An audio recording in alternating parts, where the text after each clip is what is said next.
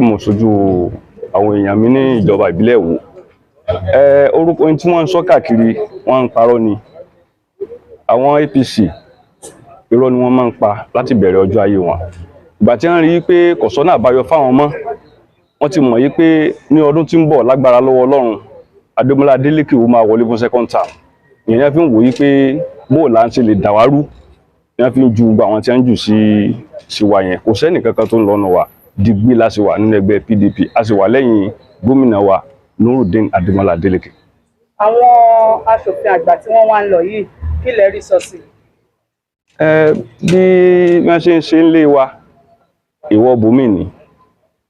N tí àwa mọ̀ ni pé àwa tá a jẹ́ ọ̀nàrẹ́bù tá à ń sojú, ìyẹn tá a wà pẹ̀lú gómìnà wa Adémọ́lá Adélékè, àwa la di local government wa mú, àwa la wà lẹ́sẹ̀ kùkú, àwa la lè ṣiṣẹ́ bóò ni gómìnà wa fẹ́ wọlé ẹlẹ́ẹ̀kejì.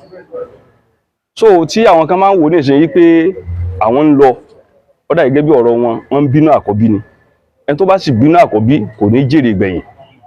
So a ti sọ fún gómìnà wa Adémọ́lá Adélékè kó má bínú àkọ́bí, torí pé tí ò bá bínú àkọ́bí yóò kẹrù yóò kó délé. Orúkọ yín lẹ́ẹ̀kan. Orúkọ mi ni Alhaji Honorable Adesina Atanda Rabiu, èyí tí mo ń ṣojú àwọn èèyàn mi ní ìjọba ìbílẹ̀ Ìwó.